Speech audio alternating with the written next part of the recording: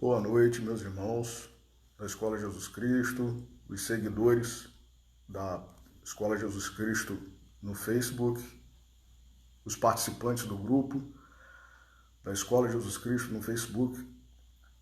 Estamos aqui mais uma vez na sexta-feira, dia 17 de julho de 2020, para a nossa pregação das 20 horas. Como leitura preparatória para a nossa prece, nós vamos ler do livro O Evangelho segundo o Espiritismo, capítulo 25,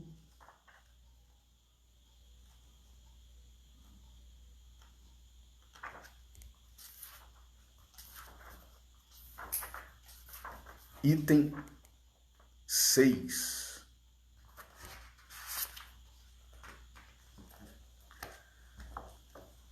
É o trecho do Novo Testamento do Evangelho de Mateus, capítulo 6, versículos 19 a 21 e depois 25 a 34.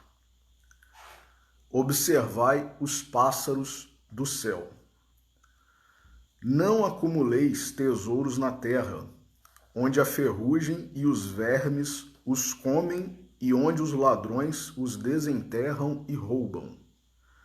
Acumulai tesouros no céu, onde nem a ferrugem nem os vermes os comem, porquanto onde está o vosso tesouro, aí está também o vosso coração. Eis porque vos digo, não vos inquieteis por saber onde achareis o que comer para o sustento da vossa vida, nem de onde tirareis vestes para cobrir o vosso corpo. Não é a vida mais do que o alimento e o corpo mais do que as vestes? Observai os pássaros do céu. Não semeiam, não ceifam, nada guardam em celeiros, mas vosso Pai Celestial os alimenta. Não sois muito mais do que eles? E qual dentre vós o que pode, com todos os seus esforços, aumentar de 1 côvado a sua estatura? Porque também vos inquietais pelo vestuário. Observai como crescem os lírios dos campos. Não trabalham nem fiam. Entretanto, eu vos declaro que nem Salomão, em toda a sua glória, jamais se vestiu como um deles.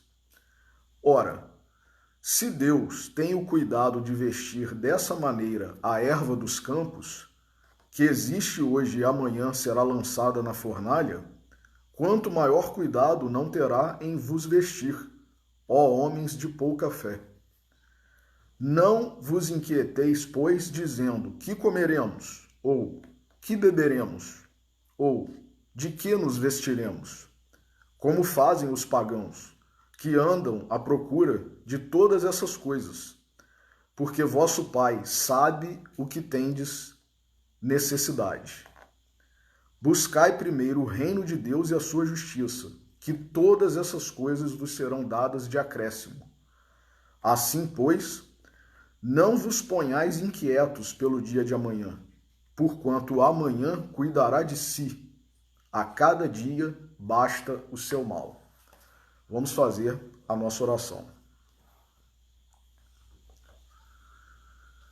Senhor Jesus, nosso Mestre, Deus, o nosso Pai, amigos e benfeitores espirituais da nossa Escola Jesus Cristo, espíritos familiares e simpáticos, nossos anjos guardiães, todos que nos ajudam e que trabalham em benefício de nós, em proveito de nós.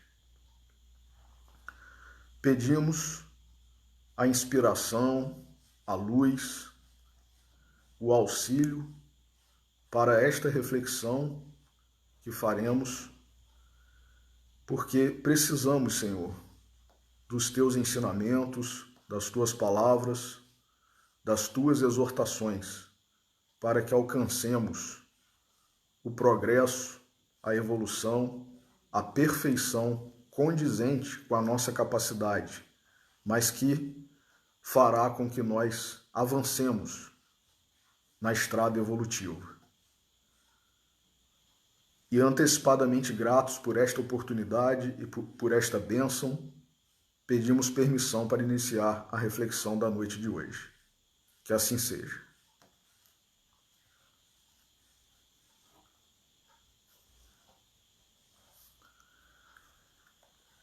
Meus irmãos, então nós estamos continuando às sextas-feiras as reflexões aqui acerca desse capítulo 25 do livro O Evangelho segundo o Espiritismo, capítulo este intitulado Buscai e Achareis. E esse item 6, que transcreve esses versículos do Evangelho de Mateus, observai os pássaros do céu, Flávio, que é o nosso diretor doutrinário, associou como de costume, mensagens de Emmanuel, que comentam versículos do Novo Testamento.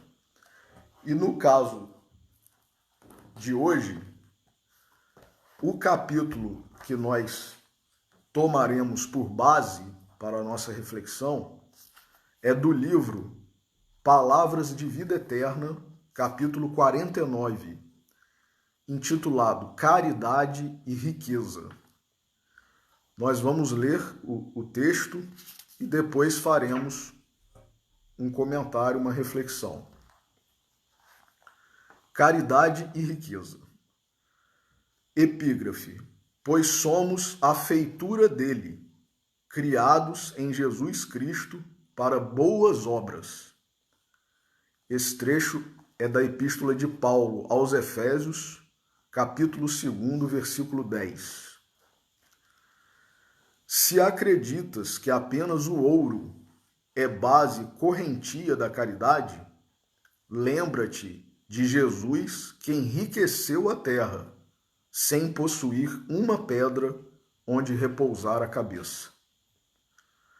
Descerrando o próprio coração, ei-lo a espalhar os bens imarcessíveis do Espírito. Fez luzir a estrela da humildade à frente dos poderosos. Acentuou a alegria nas bodas singelas de Caná. Ensinou aos discípulos a verdade sem afetação.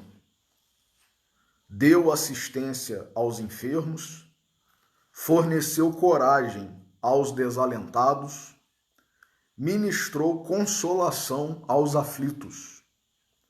Imprimiu visão nova aos olhos de Madalena. Acendeu súbita claridade no ânimo de Zaqueu. Envolveu em compassivo entendimento a incompreensão de Judas. Cercou de bondade o esmorecimento de Simão Pedro. Endereçou bênçãos de compaixão à turba desenfreada aos pés da cruz. Brindou o mundo com o esquecimento do mal, retomando-lhe o convívio depois do túmulo. Recorda, pois, que também podes distribuir das riquezas que fluem de ti próprio, cuja aquisição é inacessível à moeda comum. Oferece aprovação e estímulo ao bem, apoio e conforto à dor. Estende ternura e simpatia, concurso e fraternidade. Espalha compreensão e esperança entre aqueles com quem convives e recebe com gentileza e bondade aqueles que te procuram. Não aguarde sobras na bolsa para atender aos planos da caridade. Lembra-te de que o amor é inesgotável na fonte do coração e de que Jesus, ainda hoje, com Deus e com o amor, vem multiplicando dia a dia os eternos tesouros da humanidade. Que maravilha, meus irmãos! Que texto, como eu sempre digo. Caridade e riqueza. Então agora nós faremos uma breve reflexão. Se acreditas que apenas o ouro é base correntia da caridade, ou seja, é a única forma, né? É a maneira mais fácil, mais correta, mais acessível de se, né, de se operar, né, de se realizar a caridade, adverte-nos Emmanuel. Lembra-te de Jesus, que enriqueceu a terra sem possuir uma pedra onde repousar a cabeça. Então, o exemplo que nós temos, todos nós, seres humanos, e em especial os que se dizem cristãos, nós que nos dizemos cristãos, está lá na questão 625 do Livro dos Espíritos. Qual o modelo e guia mais perfeito que Deus enviou à Terra para o homem? Resposta dos Espíritos Superiores: vide Jesus. Jesus é o nosso modelo e guia. Tudo que nós quisermos fazer com perfeição ou aproximando-se da culminância, da excelência de um determinado ato, de um determinado comportamento, de um determinado sentimento, de uma determinada virtude que nós estejamos trabalhando, querendo desenvolver ou conquistar, nós devemos observar Jesus, como ele agiu, como ele falou, como ele pensou, como ele silenciou. Então, Emmanuel começa dizendo aqui que, embora, né, nós acreditemos que o ouro, né, o dinheiro, seja a base corrente, o padrão aceitável por nós, né, ou imaginado por nós para a prática da caridade, nós devemos nos lembrar de Jesus, que foi o exemplo maior e continua sendo de caridade para todos nós, e, no entanto, não possuía uma pedra onde repousar a cabeça. E continua Emmanuel: descerrando o próprio coração, ei-lo a espalhar bens imarcessíveis do espírito. O que é imarcessível? É aquele bem que não é passível de se perder, não é passível de se corromper, de se deixar consumir. É algo que, se nós temos, mesmo quando nós damos, quando nós cedemos, quando nós estendemos a alguém, nós não perdemos. Esses são os bens imarcessíveis. São bens que, em vez de diminuírem quando nós entregamos, cedemos, né, estendemos a alguém, nós aumentamos. Interessante, né, a palavra que Emmanuel usa. Esses bens, ao contrário dos bens materiais, desses bens que nós consumimos ou usamos, né, ou de que usufruímos, eles não acabam, não diminuem, não se perdem. Se nós dermos qualquer bem material para um irmão nosso necessitado, ou não, né? Se nós nos desfazemos desse bem, ele deixa de pertencer ao nosso patrimônio. Então pode ser um bem como um alimento, né? Se nós temos 10 pães e damos um pão a alguém que nos pede, nós ficamos com 9 pães.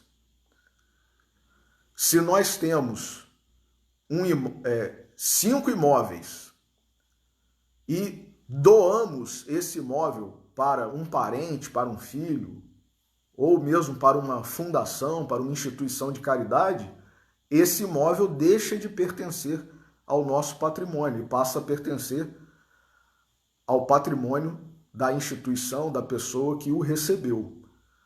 Os bens espirituais não são assim. Quando nós usamos, quando nós doamos, quando nós cedemos, quando nós estendemos esses bens, eles não deixam de pertencer a nós que fizemos a doação, que fizemos a caridade, ele aumenta.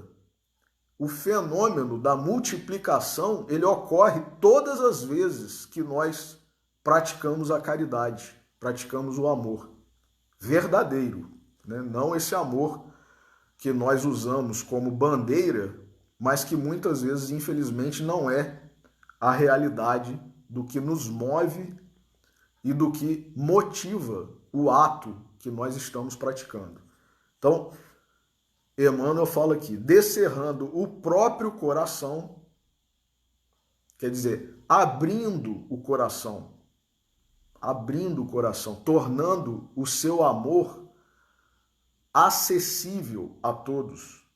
Porque outro aspecto que nós devemos destacar, Jesus veio nos trazer a mensagem de que Deus é um Pai e é Pai amoroso, Pai compassivo, e não aquele Deus, Senhor dos exércitos, que ordenava ou que ele mesmo, o próprio Deus, praticava extermínios em nome de um povo escolhido, de uma nação escolhida. Jesus veio nos exemplificar, nos ensinar que Deus é um Pai compassivo. Então, ele, como representante desse Pai, ele veio granjear, né? Espargir com todos o amor desse Pai compassivo. Então ele descerrou o seu coração para todos nós, espalhando os bens imarcessíveis do Espírito. Fez luzir a estrela da humildade à frente dos poderosos. Muitos questionaram se Jesus não seria o rei dos judeus, como estava previsto nas profecias.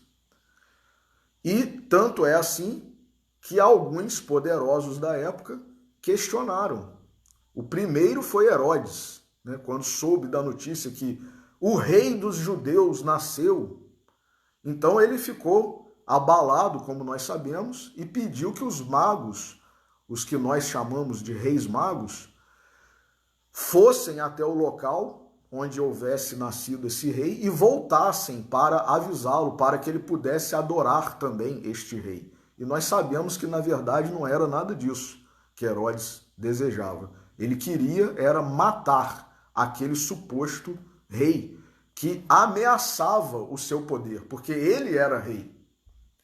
Então, como é que pode nascer um rei se eu sou o rei? Então, muitos questionaram. E Emmanuel fala aqui que Jesus fez luzir a estrela da humildade à frente dos poderosos. Jesus disse, meu reino não é desse mundo. O próprio Pilatos, já prestes a sentenciar Jesus à morte de cruz, ele perguntou, tu és rei? E Jesus respondeu, tu o dizes, mas meu reino não é deste mundo. Então, muitos estavam preocupados e depois fizeram, chacota, zombaria, porque colocaram uma coroa de espinhos na cabeça de Jesus para debochar, ironizar o título dado a ele de rei, e na cruz colocaram uma plaquinha escrito INRJ ou I. Jesus Nazareno, rei dos judeus, Yeshua Nazareno Rex Judas. Então, Jesus Nazareno, rei dos judeus. Que rei, Um rei crucificado, um rei escarnecido, castigado, maltratado, vilipendiado, ironizado, em suma, na visão dos humanos, derrotado. Só que aí o próprio Emmanuel continua aqui. Acentuou a alegria nas bodas singelas de Caná. Jesus, meus irmãos, não foi um moralista, como muitos de nós somos, muitas vezes. Ah, isso eu não faço, não. Isso não pode. Cristão não pode fazer isso, não pode fazer aquilo. Jesus não proibiu ninguém de nada, assim como a doutrina espírita não proíbe. Cada um faça o que quiser e arque com as consequências. É o livre-arbítrio e a lei de causa e efeito. Então, falsos moralismos nunca tiveram lugar na atitude, no comportamento de Jesus. A prova disso é que nas bodas de Caná, o que ele fez? Emmanuel fala aqui, acentuou a alegria. Todos nós sabemos que bebida alcoólica, desde que moderadamente, provoca uma certa alegria, uma certa extroversão. Então, Jesus não foi moralista, porque aqueles convidados, aqueles que estavam providenciando o casamento, já haviam bebido. Nós temos que nos lembrar disso. Quer dizer, se nós formos moralistas, falsos moralistas, vamos dizer, Jesus estava incentivando a bebedeira, era isso? Não, não era não. Não era não. Até porque, como nós veremos aqui na nossa reflexão, tudo que existe no mundo é neutro. Nós, humanos, é que damos bom ou mau emprego às coisas do mundo. E principalmente nesse tema que nós estamos abordando, no mês de julho, em relação a dinheiro, a bens, a ouro, principalmente em relação a isso. Porque o dinheiro, o ouro, as riquezas são um talento colocado nas nossas vidas neutro. Se nós usamos mal esse talento, se nós enterramos esse talento, isso é uma coisa nossa, não é de Deus. Está nesse capítulo, não nesse 25, mas está no capítulo não se pode servir a Deus e a Mamon, quando fala das propriedades da riqueza, da verdadeira riqueza, do verdadeiro tesouro, da verdadeira propriedade, provas da riqueza e da miséria. Então, nós vamos ver que o dinheiro, a riqueza, o ouro, são instrumentos neutros, assim como tudo que existe no nosso planeta e que podem ser utilizados para o bem ou para o mal. Isso cabe a cada um de nós.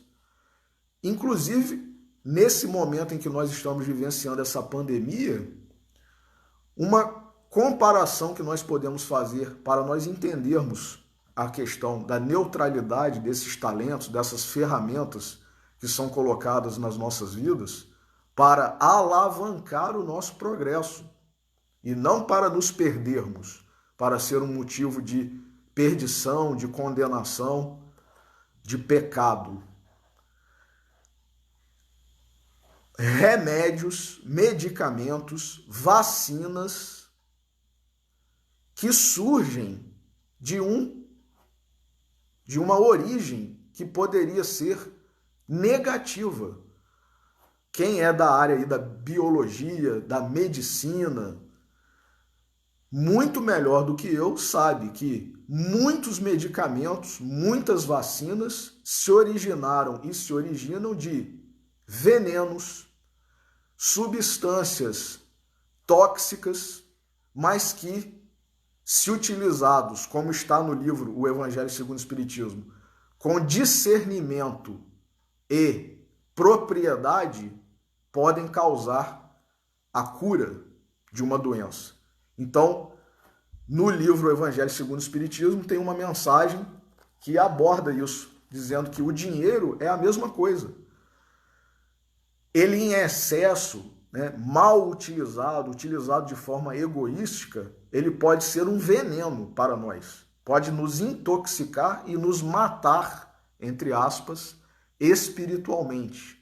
Matar o nosso progresso, matar a nossa virtude, a caridade, o desprendimento, o amor, a fraternidade. Agora, se bem utilizado, é uma alavanca de progresso maravilhosa, extraordinária. Então, é o veneno da serpente, da cobra, que possibilita ao mesmo tempo matar, dependendo da quantidade que é utilizado, ou criar o soro antiofídico.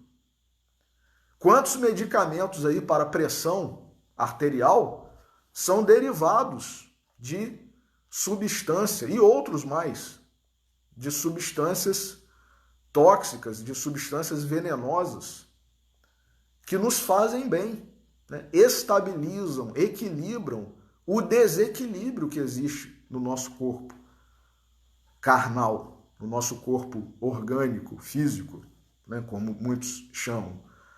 Mas esse mesmo medicamento, ou essa mesma substância, pode nos intoxicar e levar à desencarnação, né? Ou à morte do corpo físico.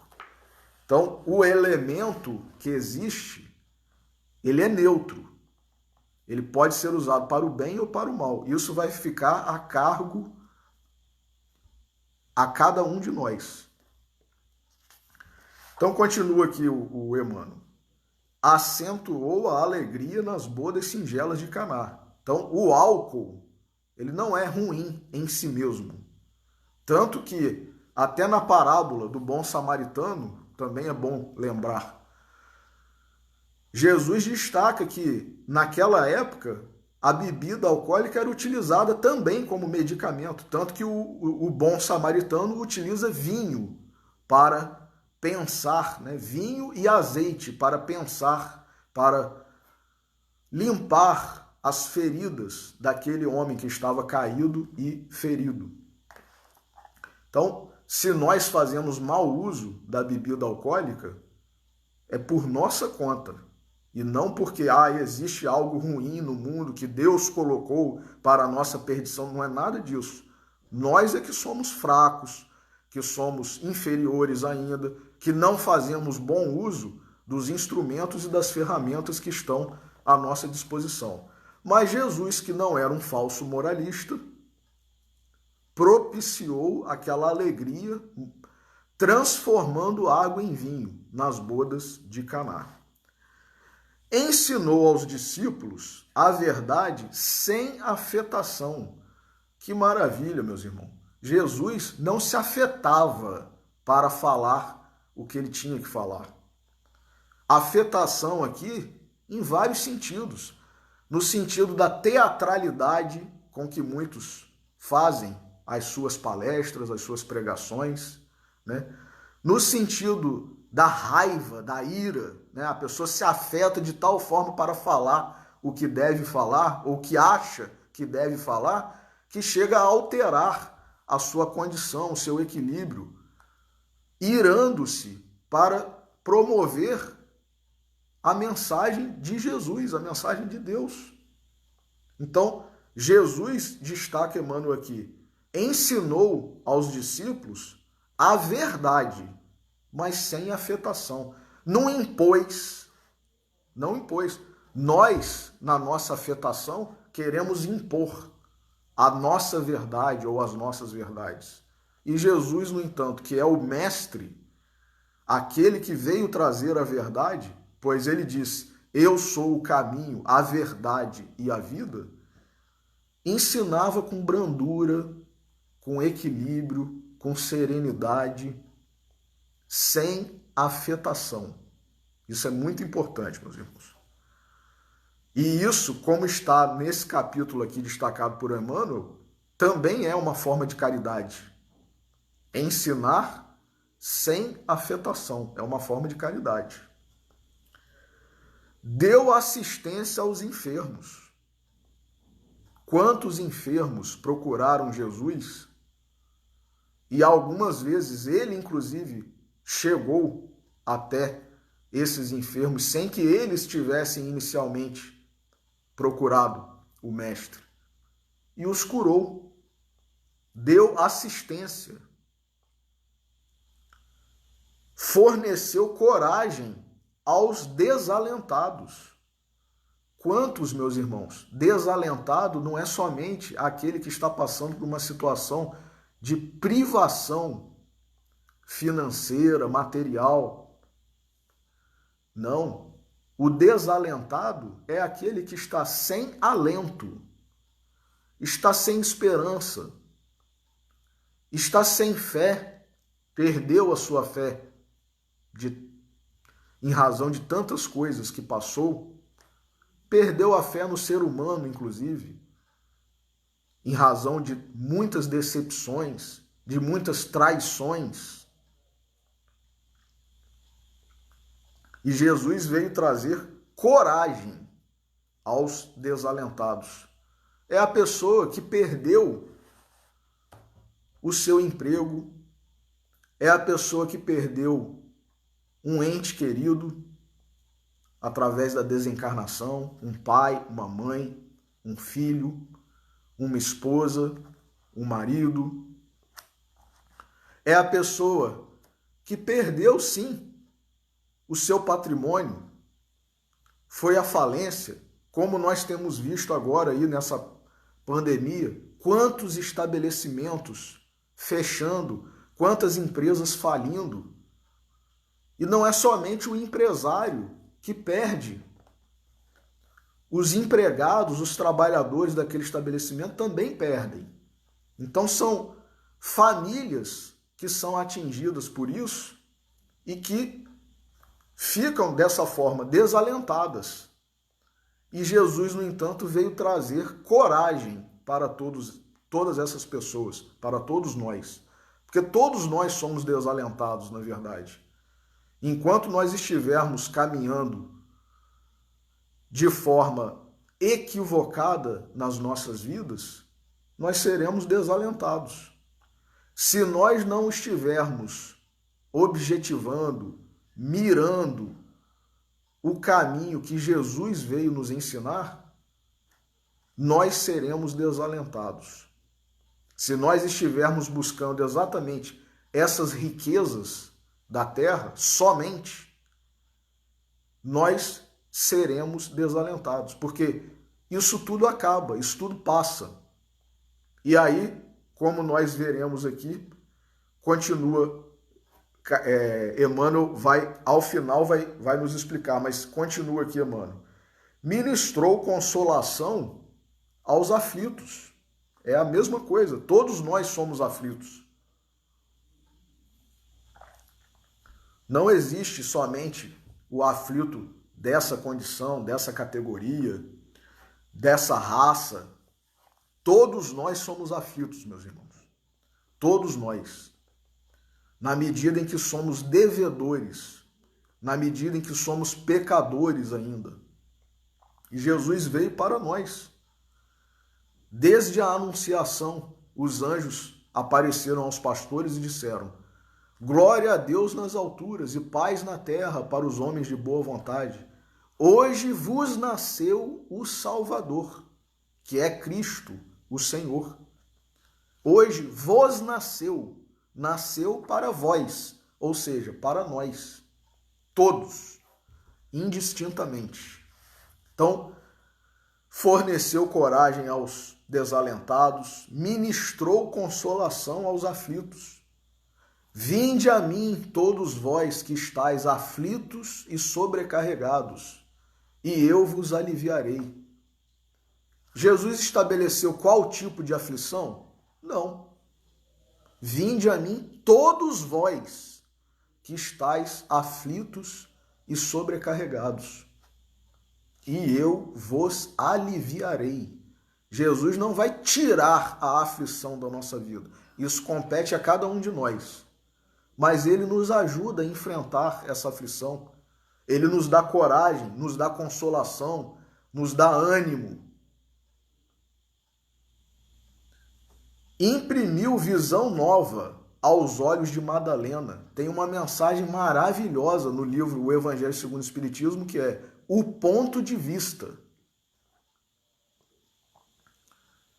Quando nós mudamos o nosso ponto de vista, quando nós temos uma visão nova sobre o mundo, sobre as coisas, sobre as pessoas, sobre Jesus, sobre Deus, tudo muda na nossa vida. Vide os exemplos aí dessas almas grandiosas, né? Francisco de Assis, o próprio Emmanuel, meus irmãos, que nós sabemos que foi o senador Públio Lentulus, senador romano. E olha quando a visão dele se modificou, olha que maravilha que nós temos recebido do Emmanuel, através do nosso querido, amado e saudoso Chico Xavier. Acendeu súbita claridade no ânimo de Zaqueu. Claridade, Zaqueu estava em trevas, perdido nas posses do mundo, na ambição, na avareza. Jesus acendeu súbita claridade no ânimo, porque muitos de nós estamos condenados pelos humanos, mas Deus não nos condena eternamente. Jesus não nos condena eternamente. Então, essa renovação, esse ânimo que Jesus nos concede é para nós, sim, pecadores. Porque muitas vezes nós somos condenados eternamente, inclusive em países que têm penas de prisão perpétua. Quando não tem, a sociedade se encarrega de perpetuamente condenar, execrar, hostilizar aquela pessoa que cometeu um crime no passado. A pessoa pode se transformar, muitas vezes ela se transforma e avança mais do que nós. Então, Jesus veio dar ânimo a essas pessoas. E quantas não se convertem verdadeiramente? Algumas não, infelizmente. Algumas usam uma farsa, uma mentira, uma capa, uma máscara para se beneficiarem das detrações penais, na diminuição de pena, enfim, né, bom comportamento e tal, para poderem se livrar logo da prisão, do cerceamento da liberdade e voltarem às ruas para continuarem praticando crimes. Mas outras não, outras são verdadeiras, convertem-se. E um exemplo que nós temos disso foi do bom ladrão que nós conhecemos, nós cristãos, né? O Dimas, o bom ladrão, pregado à cruz, condenado a uma pena de morte, reconheceu Jesus como mestre, como Senhor, como Salvador, e disse para Jesus: Senhor, quando tu entrares no paraíso, lembra-te de mim. Quer dizer, ele ainda foi humilde, porque ele pediu a Jesus que orasse por ele, né, que se lembrasse dele. E Jesus disse: ainda hoje tu estarás comigo no paraíso. Mas a gente acha que paraíso é vida boa, é vida mansa, é ficar observando as belezas do paraíso, usufruindo das benesses do paraíso. Seu Rubinho, daquela forma simples e engraçada, muitas vezes que ele nos ensinava, dizia: a gente acha que tem cacho de uva desse tamanho aqui no paraíso, que a gente vai ficar, né, comendo uvas, ouvindo os anjos tocando harpa. Não tem nada disso, meus irmãos. Paraíso, inclusive, é uma palavra sinônima de jardim. Tanto é assim que os jardins do Éden, né, o lugar onde estavam lá Adão e Eva, era um jardim, os jardins do Éden, o paraíso. E jardim, nós aqui na Terra mesmo, sabemos que abandonem um jardim para vocês verem o que fica. Se vai continuar bonito, agradável de se ver. Não cuidem, não trabalhem, não reguem, não podem, não façam poda, não cultivem as plantas, as flores de um jardim, para nós vermos como que fica esse jardim, esse paraíso. Vira um terreno abandonado, cheio de ervas daninhas. Então, paraíso, como sinônimo de jardim, é local de muito trabalho. E tanto é que Jesus falou: meu Pai trabalha sem cessar e eu trabalho também. Então, quem quer ir para o paraíso para ficar deitado numa rede lá, comendo uva, ouvindo, tomando vinho, ouvindo uma canção maravilhosa numa harpa, vendo anjos e anjas lindíssimos, está muito enganado. Se nós queremos alcançar o paraíso, a gente tem que estar preparado para trabalhar. E é exatamente isso que Jesus veio nos convidar a fazer. Envolveu em compassivo entendimento a incompreensão de Judas. Mais uma vez, lembro aqui, livro Coração e Vida. Coração e Vida, de Maria Dolores, psicografado por Chico Xavier. O capítulo Amor e Perdão, poema de Maria Dolores, lindíssimo, maravilhoso, que conta como Jesus, antes de ascender ao paraíso, aos céus, ao Pai, foi nas regiões inferiores, nas trevas, buscar Judas, o seu amigo, que o havia traído.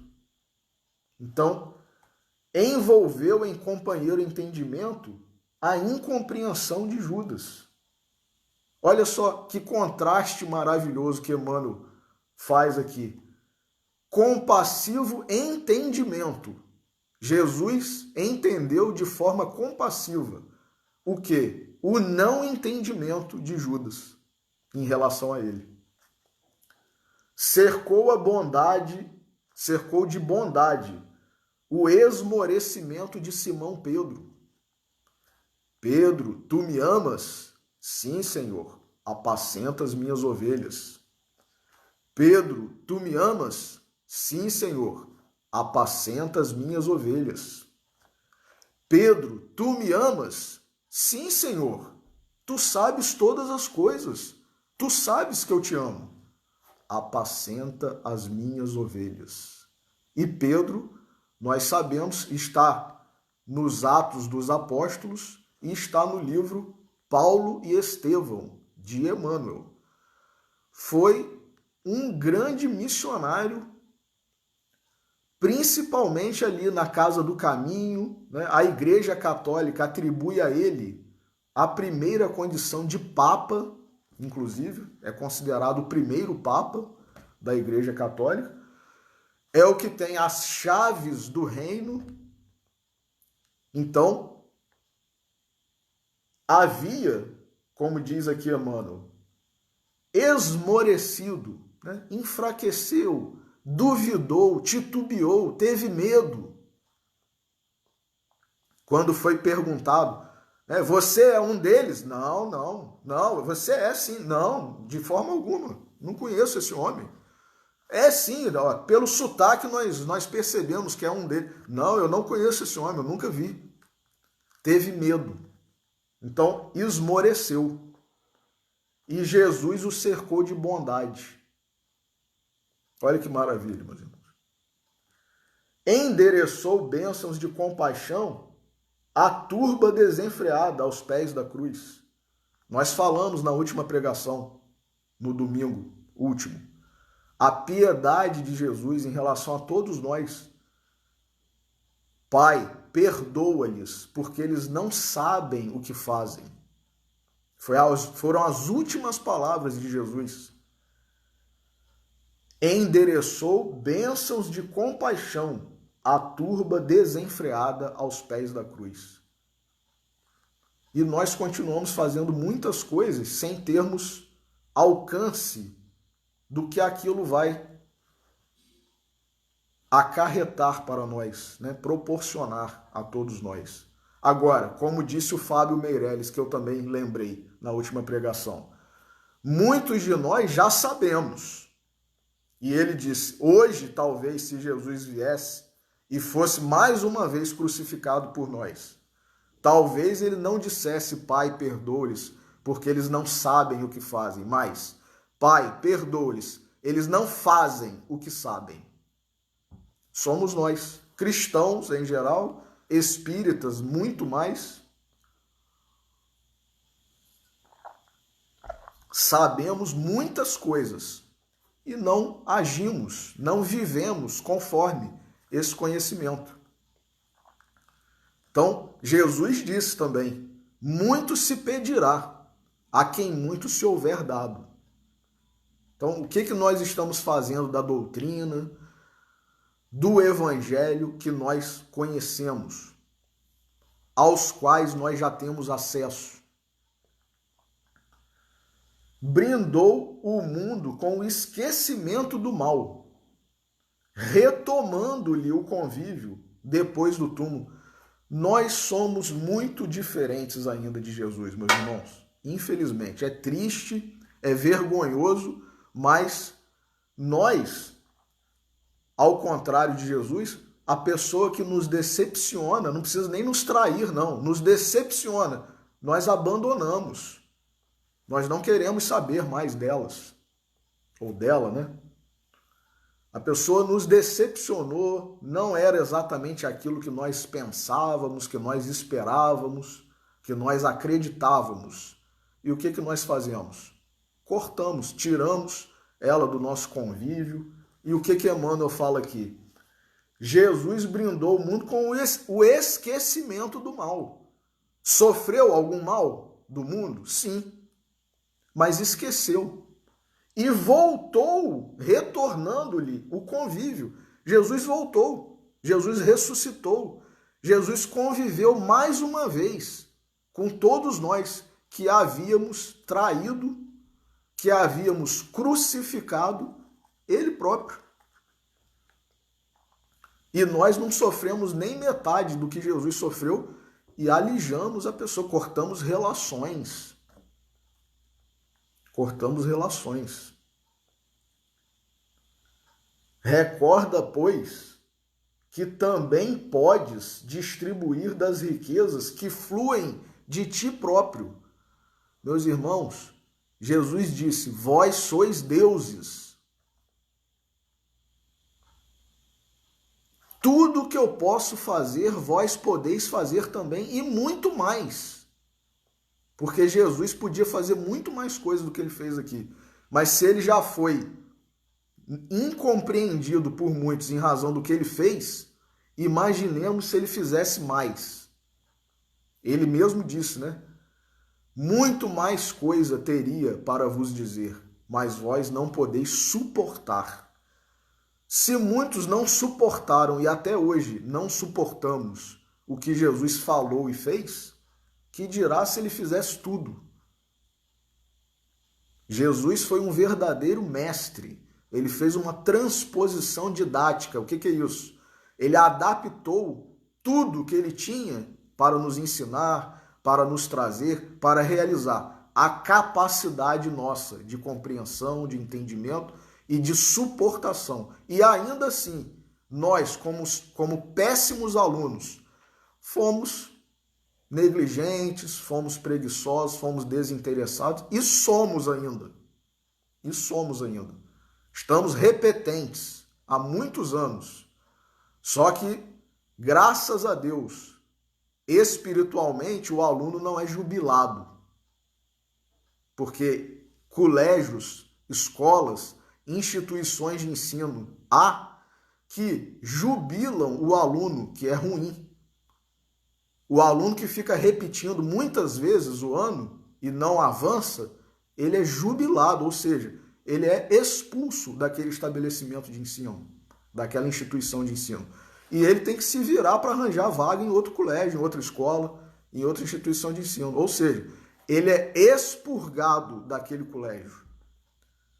Na lei de Deus não existe isso, mas em relação aos planetas, aos mundos que nós habitamos, infelizmente, se nós não acompanharmos a evolução do planeta, a condição moral daquele planeta, nós teremos que ir para um mundo de acordo com a nossa condição moral, a nossa condição espiritual. Então foi isso que aconteceu com os capelinos, os exilados de Capela, e muito provavelmente acontecerá com muitos de nós, nesse período aí que a Terra está passando para o mundo de regeneração. Então, não sejamos jubilados, meus irmãos. Vamos aproveitar e avançar, né? Vamos ser aprovados para o mundo de regeneração e não reprovados e jubilados aí para um mundo de provas e expiações, como a Terra é atualmente, mas que começa como um mundo de provas e expiações no início do nível de provas e expiações. A Terra não era como ela é hoje, desde o início do período de provas e expiações, não. Muito se avançou, muito se progrediu. Então nós queremos ir para um mundo de provas e expiações quando a Terra começou como mundo de provas e expiações? Ou nós queremos aproveitar as coisas boas da nova série, do novo grau, do novo degrau de mundo de regeneração?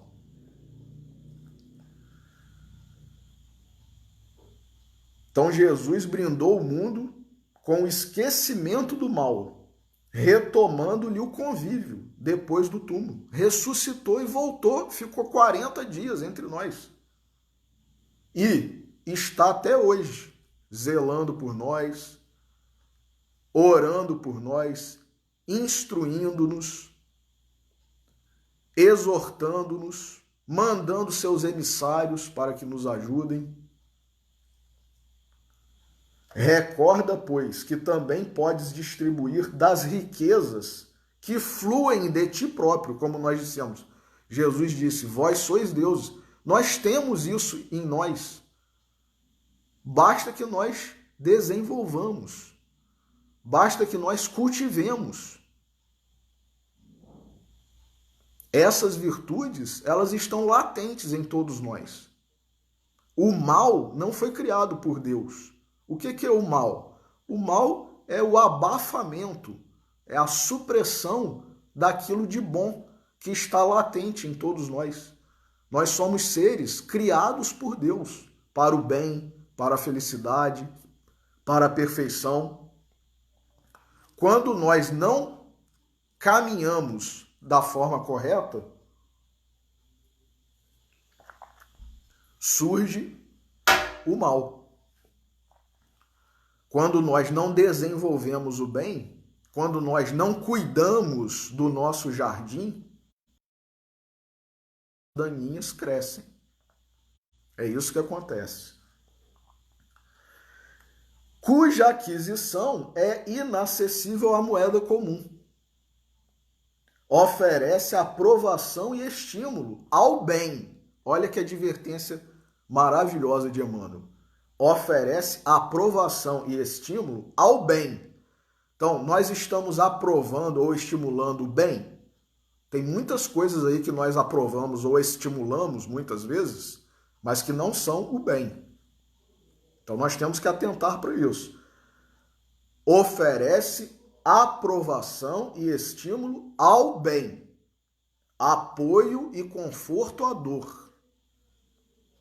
Apoio e conforto à dor.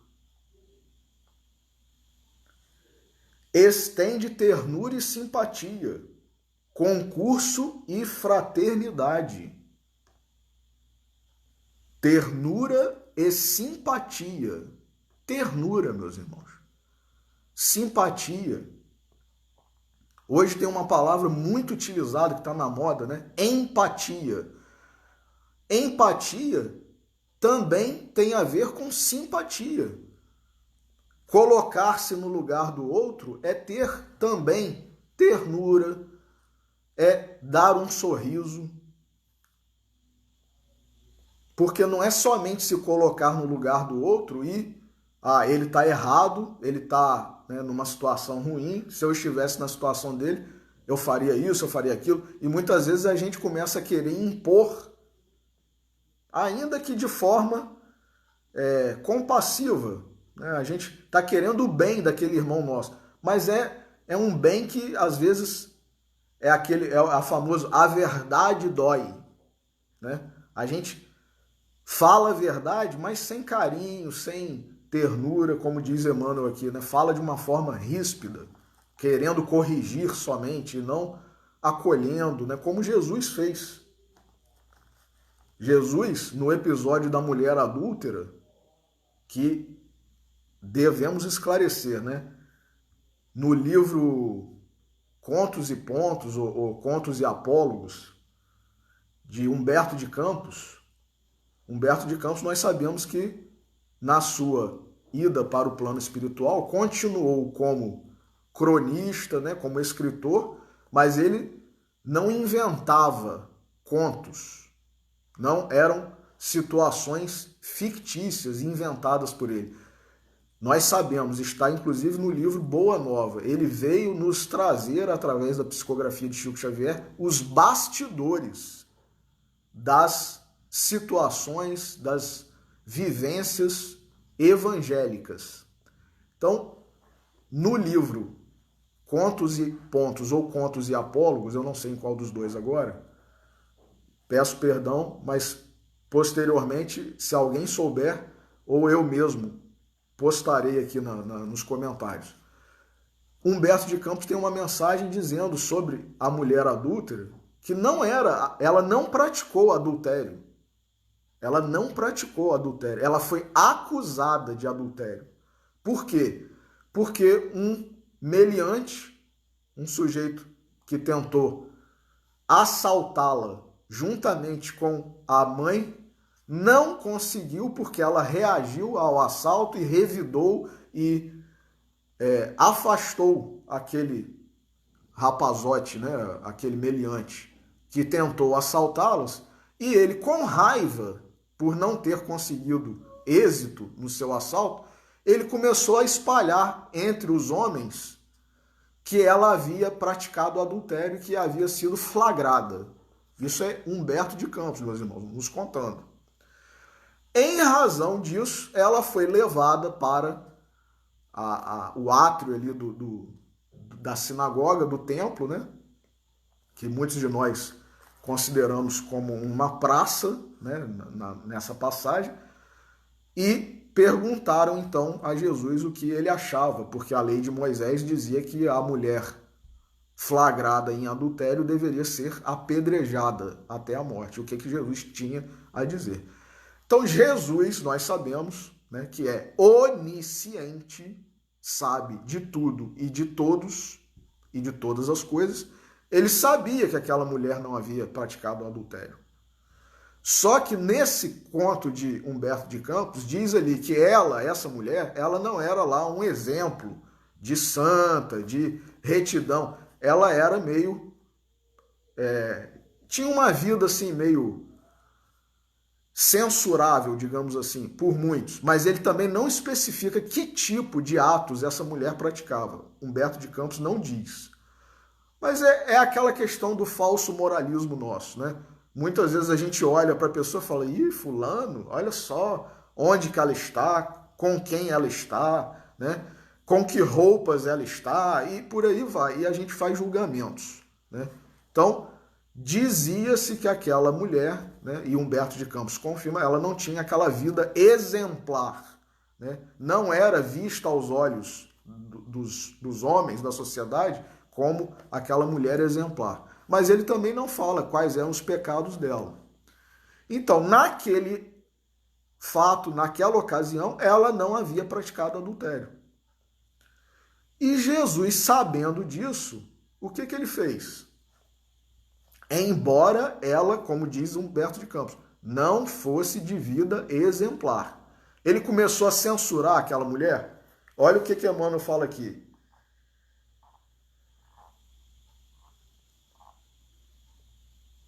Estende ternura e simpatia, concurso e fraternidade, espalha compreensão e esperança entre aqueles com quem convives e recebe com gentileza e bondade aqueles que te procuram. Jesus censurou aquela mulher? Eu vou falar uma frase aqui para todo mundo que você vai ser livre da condenação, mas eu te repreendo, hein?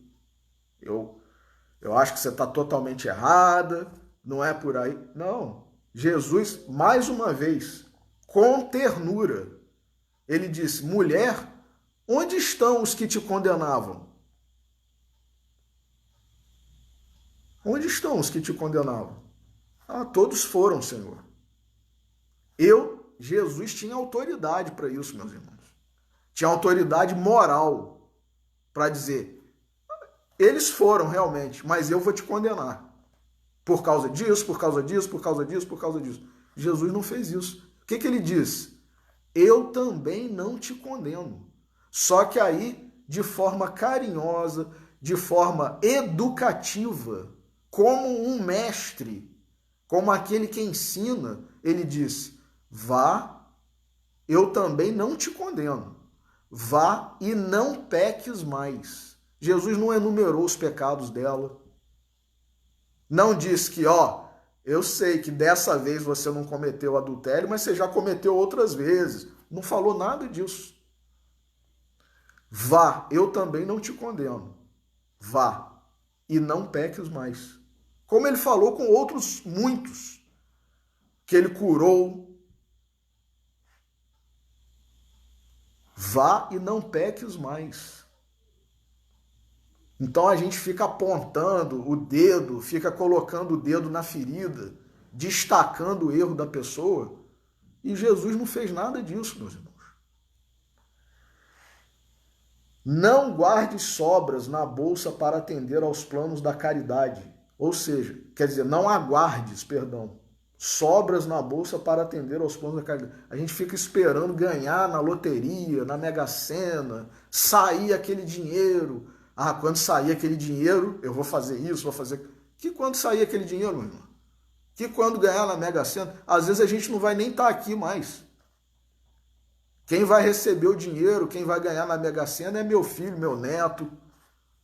Quantas ações aí, eu que sou advogado, quantas ações com dinheiros consideráveis, né?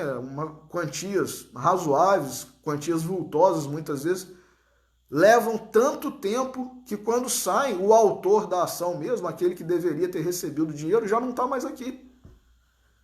Já desencarnou, se bobear, já reencarnou. É o netinho da família, que até vai usufruir daquele dinheiro, daquela herança. Mas não é mais aquela pessoa. Então a gente fica adiando a caridade. Quando sair aquele dinheiro, quando eu ganhar na Mega Sena. Meus irmãos, vamos fazer agora. Olha aqui. Não aguarde sobras da bolsa para atender aos planos da caridade. Qual caridade que a gente pode fazer? Façamos a que nós podemos fazer.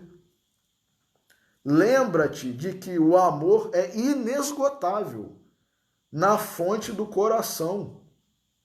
Olha só, é inesgotável. Ou seja, se nós dermos o amor, ele não vai acabar no nosso coração, não.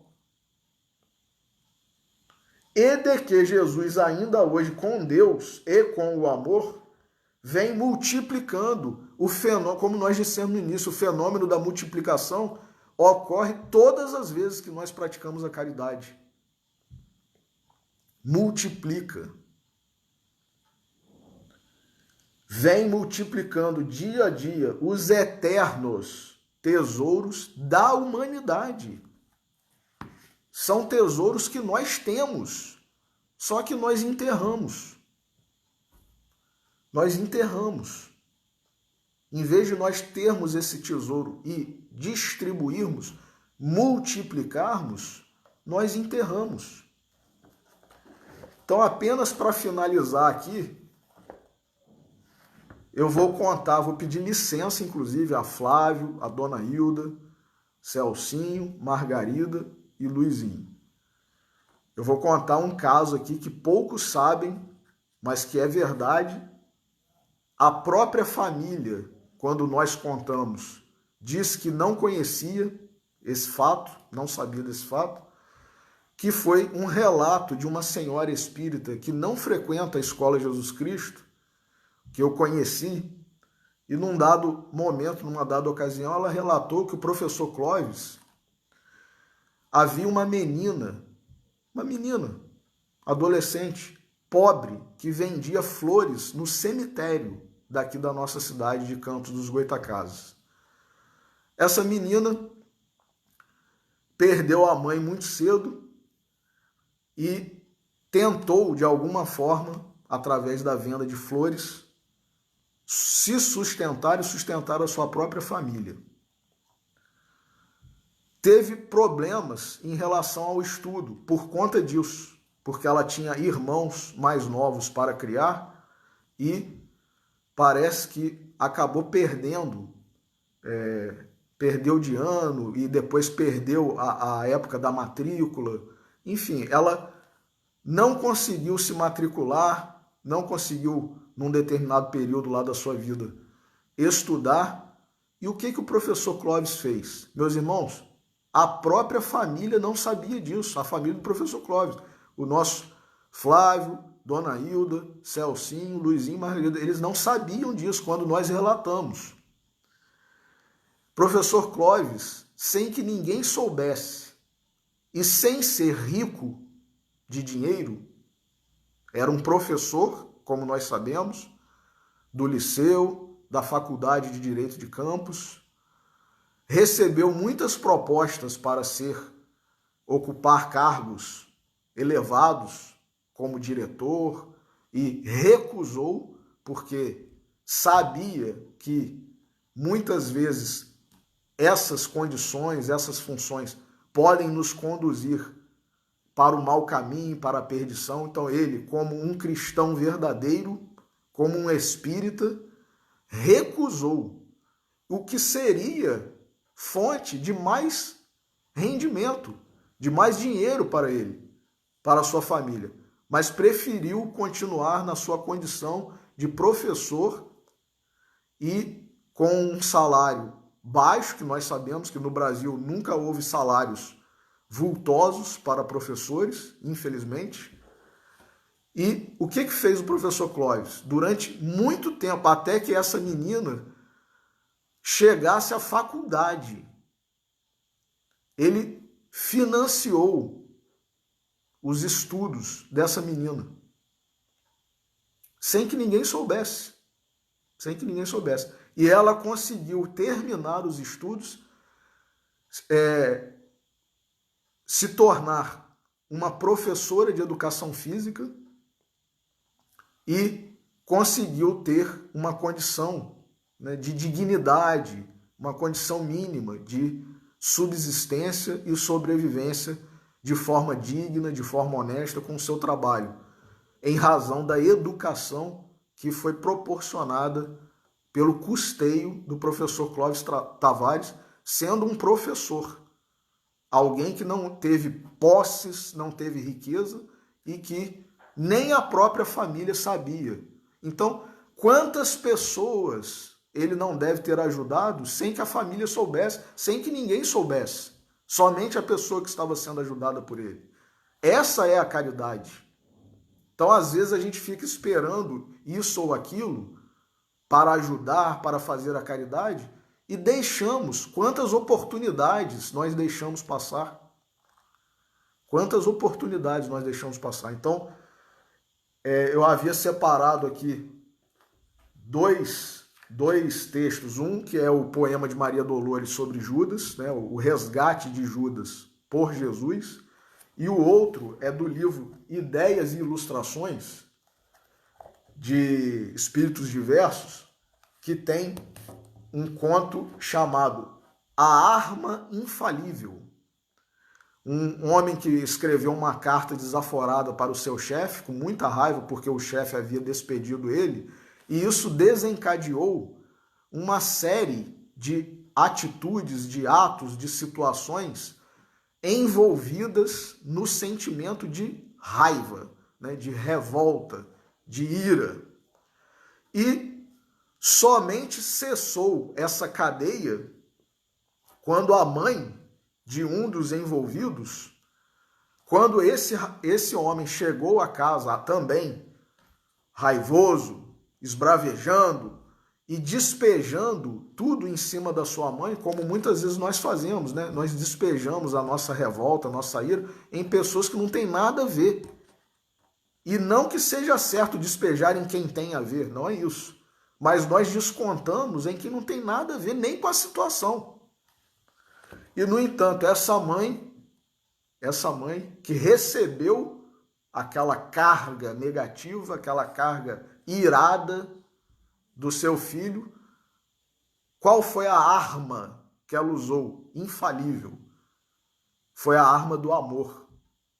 Ela recebeu aquele filho. Ah, meu filho, vem cá, eu sei que você está muito atarefado, né, com o seu serviço, e senta aqui para nós jantarmos juntos, e preparou aquela comida maravilhosa que só a mãe sabe preparar para o seu filho, e aquele encadeamento de raiva, de revolta, de energia ruim, negativa, se desfez, porque saiu uma luz do coração dela que envolveu o coração do filho que estava trevoso, estava pesado, né, estava negativo, e desfez aquilo. Então, olha que caridade maravilhosa. E aí eu lembrei também, só para terminar, citando a história de Tintino.